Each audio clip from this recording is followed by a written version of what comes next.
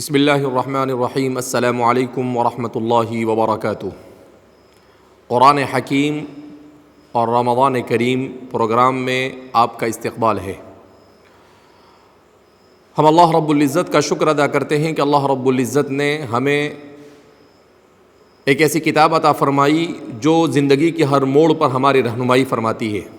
جیسا کہ اس سے پہلے آپ حضرات کے سامنے بیان کیا گیا کہ ہمارے اس پروگرام میں امت مسلمہ کو اور پوری انسانیت کو قرآن کریم کا پیغام سمجھانے کی کوشش کی جائے گی۔ سب سے پہلے ہم آغاز کرتے ہیں کہ قرآن کریم اللہ کی کتاب ہے، تو قرآن کریم کب نازل ہوئی اور قرآن کریم کے نزول کا مقصد کیا ہے۔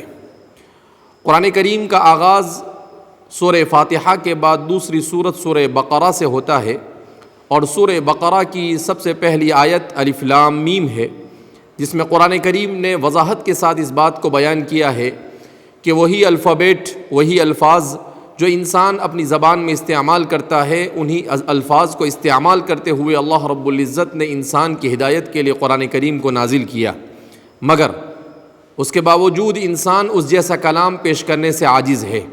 1442 سالہ تاریخ اس بات پر شاہد ہے کہ آج تک قرآن کریم کے چیلنج کو کوئی قبول نہیں کر سکا۔ قرآن کریم کی دوسری آیت کریمہ جس میں بہت ہی پرزور انداز میں اللہ رب العزت نے کہا ذالک الکتاب لا ریب فیہ، یہ کتاب ہے جس میں کوئی شک نہیں۔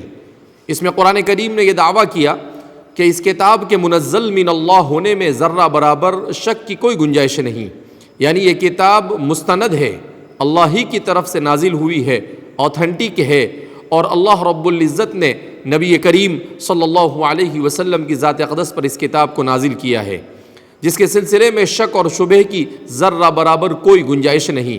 اس لیے کہ انسان جب کسی کتاب سے وابستہ ہوتا ہے اور وہ کتاب خاص طور پر اللہ کا کلام ہو، تو ظاہر سی بات ہے سب سے پہلے اس کے ذہن میں یہی سوال پیدا ہوتا ہے کہ کیا واقعتاً یہ کتاب اللہ کی کتاب ہے؟ لیکن جب قرآن کریم نے اپنا آغاز ہی اس طرح سے کیا ذالک الکتاب لا ریب فیہ، کہ یہ کتاب ہے جس میں ذرہ برابر بھی کوئی شک نہیں ہے، تو قرآن کریم نے اپنے آغاز ہی میں انسان کے ذہن و دماغ کو شک اور شبہ سے بالکل پاک اور صاف کر دیا۔ اس کے بعد قرآن کریم فوراً اپنے نزول کے مقصد کو بیان کرتا ہے۔ اللہ رب العزت ارشاد فرماتے ہیں ذالک الکتاب لا ریب فیہ ھدی للمتقین، کہ یہ کتاب متقیوں کے لیے راہ ہدایت ہے۔ کیا مطلب؟ اس کتاب کے نزول کا مقصد انسان کو ہدایت پر لانا ہے۔ اب ہدایت کا مطلب کیا ہوتا ہے؟ ہدایت کا مطلب ہوتا ہے راہ راست، سیدھا راستہ۔ سیدھے راستے کا مطلب کیا ہوتا ہے؟ دنیا میں اللہ رب العزت نے انسان کو پیدا کیا، اور انسان کو پیدا کرنے کے ساتھ اسے خیر اور شر کا اختیار دیا۔ اس خیر اور شر کے اختیار کے درمیان اللہ رب العزت نے اس کے لیے ہدایت کی راہ چھوڑی۔ تو انسان جب خیر اور شر کو، حق اور باطل کو سمجھ لے اور اس کی تمیز اس کے اندر پیدا ہو جاوے، اور وہ اللہ رب العزت کی رضامندی کے حصول کا اپنی زندگی کو مقصد بنا لے، تو پھر اس صورت میں وہ ہدایت کے راستے پر آ جاتا ہے۔ تو ذالک الکتاب لا ریب فیہ کہہ کر اللہ رب العزت نے اس بات کی طرف اشارہ کیا کہ یہ کتاب ہے ھدی للمتقین، متقیوں کے لیے ہدایت ہے۔ اور پھر اس کے بعد سوال پیدا ہوتا تھا کہ متقی کون ہے؟ تو قرآن کریم میں اللہ رب العزت ارشاد فرماتے ہیں الذین یؤمنون بالغیب، جن کا سب سے پہلا وصف یہ ہے جو غیب پر ایمان رکھتے ہیں۔ کیا مطلب غیب پر ایمان رکھنے کا؟ غیب پر ایمان رکھنے کا مطلب یہ ہے کہ انسان کے سامنے دو قسم کی چیزیں ہوتی ہے۔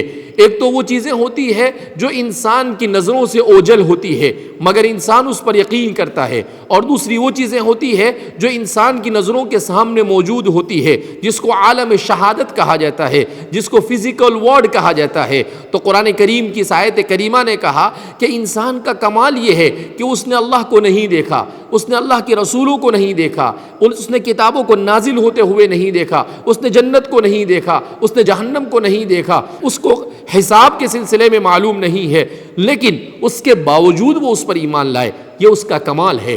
اسی لیے حضرت مولانا عبد الباری ندوی جو اسلامی تاریخ میں آخری دور کے ہمارے بہت بڑے اسلامی فلسفی گزرے ہیں، انہوں نے بڑی قیمتی بات ارشاد فرمائی ہے۔ انہوں نے لکھا ہے کہ انسان کی ترقی کا راز کیا ہے؟ کہا انسان کی ترقی کا راز ہے غیب الغیوب کی جستجو۔ کیا مطلب؟ کہ دنیا میں انسان کیوں ترقی کر رہا ہے؟ دنیا میں انسان اس لیے ترقی کر رہا ہے کہ انسان جب بھی اس کے ہاتھ کوئی چیز لگتی ہے تو وہ اس کے غیب میں پہنچنے کی کوشش کرتا ہے۔ اس کا مطلب کیا ہے کہ مومن یہ وہ ذات ہوتی ہے، مومن کی شخصیت وہ شخصیت ہوتی ہے جو ہمیشہ ترقی اور پروگریس کے بارے میں سوچتی رہتی ہے، اس لیے کہ اس کا سب سے پہلا وصف ہی ہے قرآن کریم میں جس کو بیان کیا الذین یؤمنون بالغیب، جو غیب پر ایمان رکھتا ہے۔ اب اس غیب کی تفصیل کو احادیث مبارکہ میں نبی کریم صلی اللہ علیہ وسلم نے بیان کیا۔